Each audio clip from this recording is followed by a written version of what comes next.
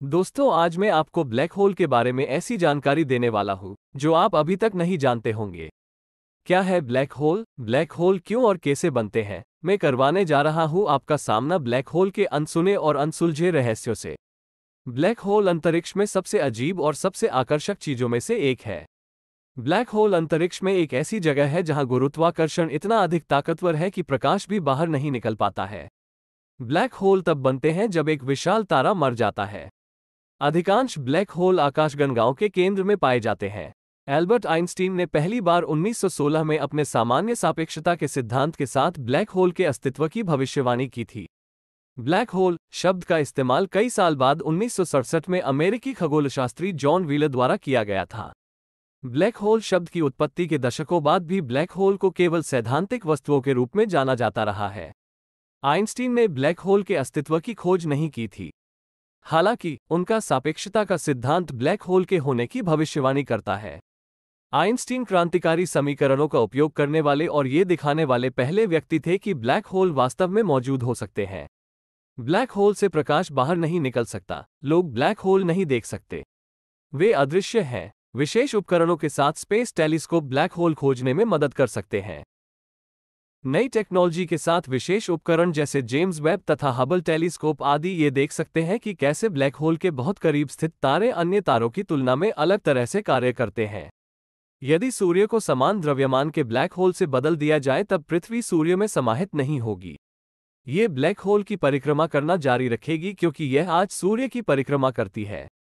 जैसा कि हम जानते हैं कि ब्लैक होल की उत्पत्ति मुख्यतः एक तारे से होती है, तो कई लोगों के दिमाग में ये सवाल आता होगा कि क्या सूर्य भी लाखों साल बाद ब्लैक होल में बदल सकता है? तो इसका उत्तर है नहीं। सूर्य कभी ब्लैक होल में नहीं बदलेगा क्योंकि ब्लैक होल में बदलने के लिए सूर्य इतना बड़ा तारा नहीं है। किसी तारे के ब्लैक होल बनने के लिए उसका द्रव्यमान हमारे सूर्य से कम 10-20 गुना अधिक होना चाहिए। इसलिए सूर्य एक ब्लैक होल नहीं बनेगा क्योंकि उसके पास इवेंट होराइजन बनाने के लिए पर्याप्त द्रव्यमान नहीं है। ब्लैक होल को हिंदी में कृष्ण विवर के नाम से भी जाना जाता है। पृथ्वी के निकटतम ब्लैक होल को द यूनिकॉर्न कहा जाता है और ये लगभग 1500 प्रकाश वर्ष दूर स्थित है। हालांकि ब्लैक होल का पता लगाना एक मुश्किल काम है, लेकिन नासा का अनुमान है कि मिल्की वे में 10 मिलियन से 1 बिलियन ब्लैक होल हो सकते हैं। मिल्की वे के केंद्र में एक ज्ञात सुपरमैसिव ब्लैक होल है जिसका नाम सैजिटेरियस ए रखा गया है। नासा के एक बयान के अनुसार यह विशाल संरचना सूर्य के द्रव्यमान का लगभग 4 मिलियन गुना है और पृथ्वी से लगभग 26,000 प्रकाश वर्ष दूर है। ब्लैक होल की पहली तस्वीर 2019 में इवेंट होराइजन टेलीस्कोप द्वारा ली गई थी। पृथ्वी से 55 मिलियन प्रकाश वर्ष दूर M87 आकाशगंगा के केंद्र में ब्लैक होल की आकर्षक तस्वीर ने दुनिया भर के वैज्ञानिकों को हैरान कर दिया। हमारे सौर मंडल का निकटतम ज्ञात ब्लैक होल V616 मोनोसिरिटस है, जिसे A062000 के रूप में भी जाना जाता है, जो लगभग 3000 प्रकाश वर्ष दूर स्थित है और इसका द्रव्यमान सूर्य के द्रव्यमान का लगभग 7 गुना से अधिक है। सबसे बड़े ज्ञात ब्लैक होल को टन 618 कहा जाता है। यह NGC 4889 नामक आकाशगंगा के केंद्र में स्थित है। इसका द्रव्यमान सूर्य के द्रव्यमान का लगभग 66 बिलियन गुना है। ये सुपरमैसिव ब्लैक होल अब तक ज्ञात सबसे बड़े ब्लैक होल में से एक है और यह हमारी मिल्की वे आकाशगंगा के केंद्र में मौजूद ब्लैक होल से लगभग 14 गुना बड़ा है। ब्लैक होल कितने प्रकार के होते हैं? ब्लैक होल के 3 मुख्य प्रकार हैं: तारकीय, मध्यवर्ती और सुपरमैसिव। तारकीय ब्लैक होल तब बनते हैं जब एक विशाल तारा मर जाता है और उसका कोर ढह जाता है। इनका द्रव्यमान सूर्य के द्रव्यमान से लगभग 10 गुना होता है। मध्यवर्ती इंटरमीडिएट ब्लैक होल, जिन्हें इंटरमीडिएट मास ब्लैक होल भी कहा जाता है, का द्रव्यमान सूर्य के 100 से 100,000 गुना के बीच होता है। वे कई तारकीय ब्लैक होल के टकराव और विलय से बनते हैं। सुपरमैसिव ब्लैक होल हमारी अपनी मिल्की वे सहित अधिकांश आकाशगंगाओं के केंद्र में पाए जाते हैं। इनका द्रव्यमान सूर्य के द्रव्यमान का लाखों अरबों गुना तक होता है। ऐसा माना जाता है कि वे छोटे ब्लैक होल के विलय या गैस के बड़े बादलों के पतन के माध्यम से समय के साथ द्रव्यमान के संचय से बनते हैं। क्या होगा यदि कोई व्यक्ति ब्लैक होल में गिर जाए? यदि कोई व्यक्ति ब्लैक होल में गिरता है तो ब्लैक होल के आकार और उस ब्लैक होल के इवेंट होराइजन के आधार पर व्यक्ति का अनुभव बहुत अलग अलग होगा।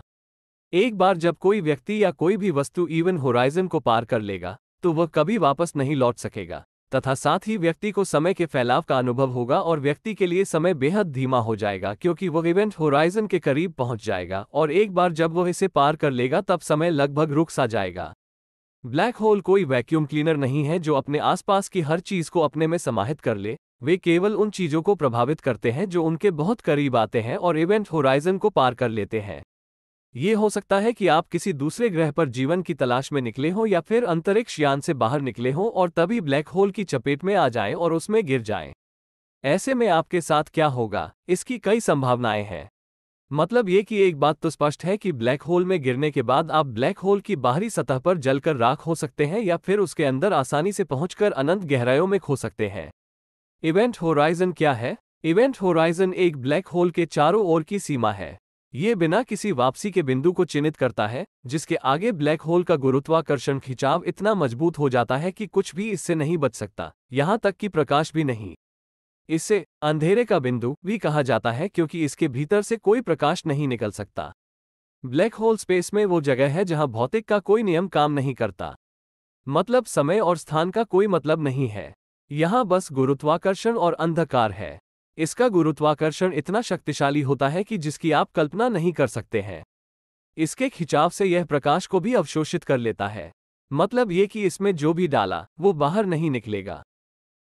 आप इसे इस तरह समझें कि जब हम किसी टॉर्च से प्रकाश डालते हैं तो वो प्रकाश रिफ्लेक्ट होकर हमारी आंखों पर आता है, तभी वो चीज हमें दिखाई देती है। लेकिन यदि मान लो कि प्रकाश वापस लौटकर ही नहीं आया तो वह जगह ब्लैक होल हो सकता है। ऐसा ही स्पेस में होता है। ब्लैक होल के केंद्र को सिंगुलरिटी कहते हैं। ये वो जगह है जहां भौतिकी के सारे नियम काम करना बंद कर देते हैं।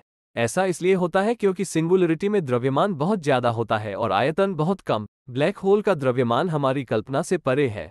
ब्लैक होल के 1 सेंटीमीटर में पूरी धरती का द्रव्यमान समा सकता है। ब्लैक होल लगातार बहुत अधिक मात्रा में तरंगे छोड़ रहा है जिससे उसका द्रव्यमान कम हो रहा है। एक दिन ऐसा आएगा जब ब्लैक होल इलेक्ट्रॉन के माप का हो जाएगा। अगर कोई चीज प्रकाश की गति से भी तेज चलती हो तो वो ब्लैक होल को पार करके निकल सकती है, परंतु ब्रह्मांड में अभी तक कोई ऐसी चीज नहीं मिली है जो प्रकाश की गति से भी ज्यादा तेज चलती हो। ब्लैक होल ब्रह्मांड में सबसे ज्यादा ध्वनि उत्पन्न करता है, लेकिन ये ध्वनि हमारी सुनने की क्षमता से परे होता है, इसलिए हम इसे सुन नहीं पाते। कुछ वैज्ञानिकों का कहना है जिस तरह ब्लैक होल होता है उसी तरह व्हाइट होल भी होता है। ब्लैक होल अपने आसपास की चीजों को निगलता रहता है और व्हाइट होल ब्रह्मांड में द्रव्यमान को निकालता रहता है। दोस्तों, आपको ये वीडियो अच्छा लगा हो तो इसे लाइक और शेयर करें और इस ही इंटरेस्टिंग वीडियोस देखने के लिए एनलाइटन ग्लिम्प्स को सब्सक्राइब करें।